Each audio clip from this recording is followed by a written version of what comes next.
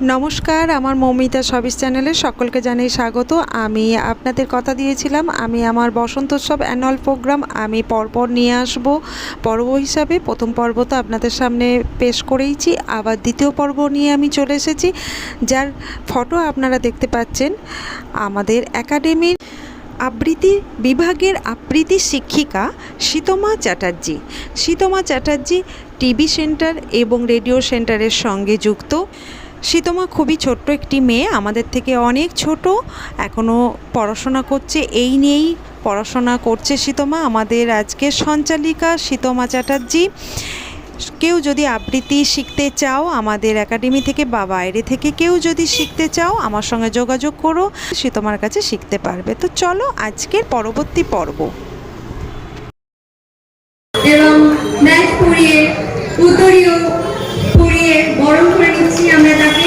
একটু জোরে হাততালি দেবেন।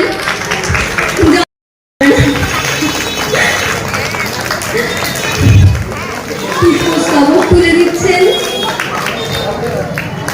অনেক ধন্যবাদ অতিথিদেরও এই সময়টা আমাদের সঙ্গে সহযোগিতা করার জন্য।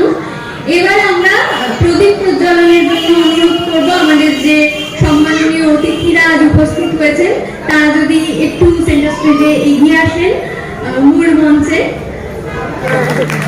এখন প্রদীপ প্রজ্বলন। হাততালি জোর কমে যাচ্ছে।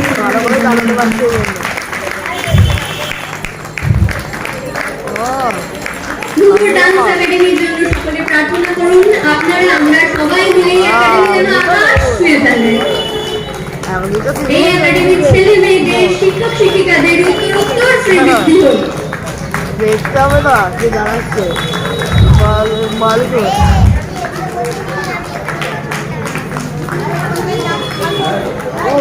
হাতে পড়ে গেল, প্যারে কিছু হবে না, প্যারিটা খায় হাতে তো অনেক পড়ে। ও আমাদের সঙ্গে রয়েছেন মাননীয় মহাদেব দাস মহাশয়। আমরা ওনাকেও পেয়েছি অতিথিদের মধ্যে। আমরা ওনার কাছে কৃতজ্ঞ, আমরা ব্যক্তিগতভাবে আপ্লুত ওনাকে আজ এই সন্ধ্যে পেয়ে। অনেক ধন্যবাদ সকলকে।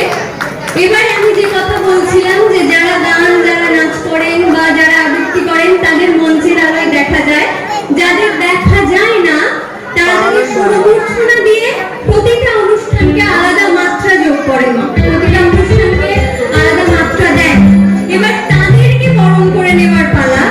যে সমস্ত আমাদের সুরসঙ্গী বন্ধুরা রয়েছেন অর্থাৎ মিউজিশিয়ান বলি আমরা, যাদের ইনস্ট্রুমেন্ট আর্টিস্ট, আমরা তাদেরকেও বরণ করে নেব। আমি অনুরোধ করবো শিক্ষিকা জয়কে তাদের বরণ করে নেওয়ার জন্য এবং আপনাদের অনুরোধ করবো তাদেরও একটু হাততালি দিয়ে উৎসাহিত করবেন, সম্মান জানাবেন। কারণ তারা না থাকলে সত্যি এই মাত্রায় পৌঁছয় না একটা অনুষ্ঠান। হয়তো তাদেরকে আরো সামনে সবসময় দেখা যায় না, কিন্তু তারা এক একটি অনুষ্ঠানকে ততটাই তার প্রতি শ্রদ্ধা রাখেন এক একটি অনুষ্ঠানকে অন্য মাত্রা যোগ করার জন্য। এখন আমরা বরণ করে নিচ্ছি আমাদের মিউজিশিয়ান বন্ধু সহকর্মী সহযোগীদের। বরণ করে নিচ্ছেন একাডেমির শিক্ষিকারা, সঙ্গীত শিক্ষিকা সুচিস্মিতা ঘটক এবং নৃত্য শিক্ষিকা এবং গুরু ডান্স একাডেমির কর্মধার মৌমিতা ঘোষাল মহাশয়। এবার আমি অনুরোধ করব আমাদের যে মাননীয় উৎসাহ এবং প্রচেষ্টায় নৃত্য স্কুল থেকে সেটা এখন অঙ্কন সঙ্গীত সবই চলছে এবং তাদের আরো শাখা বিভিন্ন জায়গায় স্থাপন হয়েছে আপনারা জানেন, আইনডাঙ্গায় এবং আমাদের নবসঙ্গীত, এবং খুবই উৎসাহের সঙ্গে চলছে। আমার খুব ভালো লাগছে আজকের এরকমই একটা বসন্তের সুন্দর পরিবেশে এই সুন্দর একটা অনুষ্ঠান। আমি চাইবো ঘুমুর ড্যান্স একাডেমি আরো দিনকে দিন সুবৃদ্ধি হোক।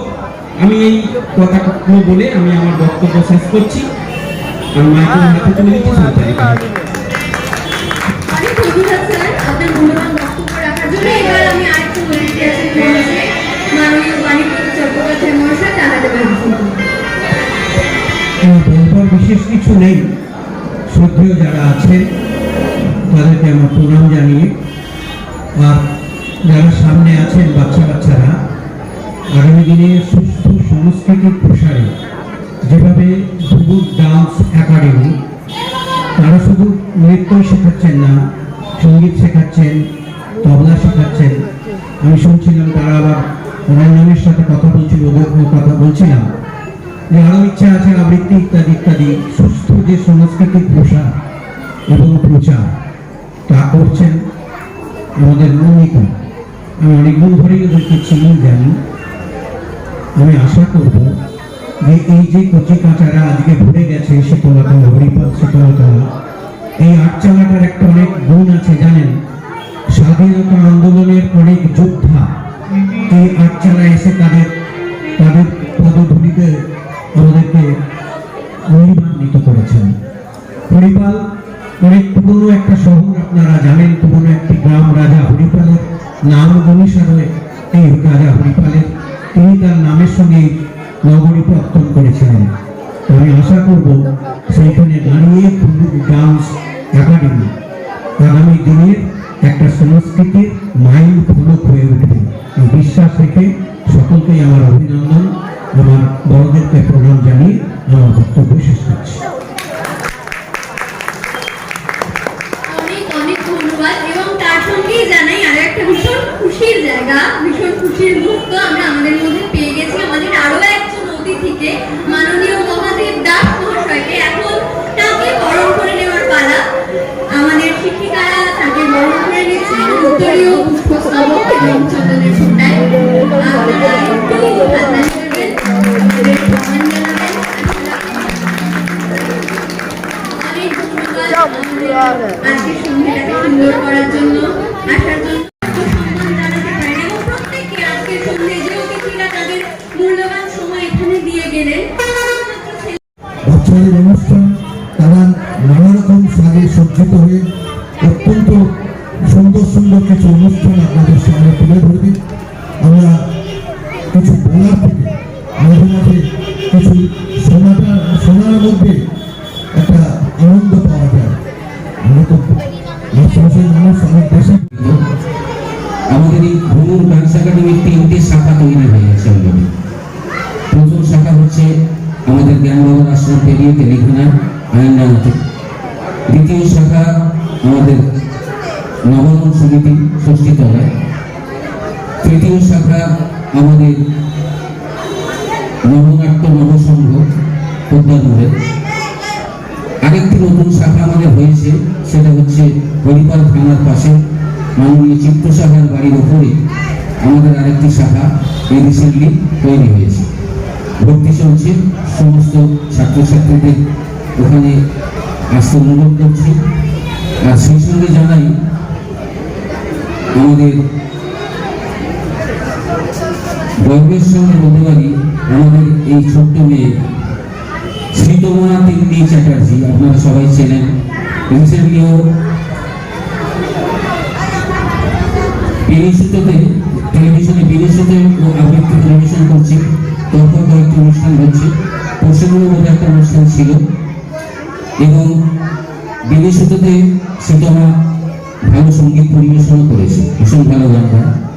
তাই শ্রীতমার পরিবারের তরফ থেকে অনুমতি নিয়ে আমরা এই ভ্রমণ ডান্স একাডেমিতে আবৃত্তি শেখানোর অনুরোধ জানিয়েছিলাম।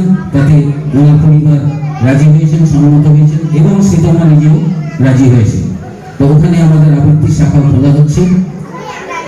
আমি আর বিশেষ কথা বাড়াচ্ছি না, এবার আমাদের ছোট ছোট ছেলে মেয়েদের সঙ্গীত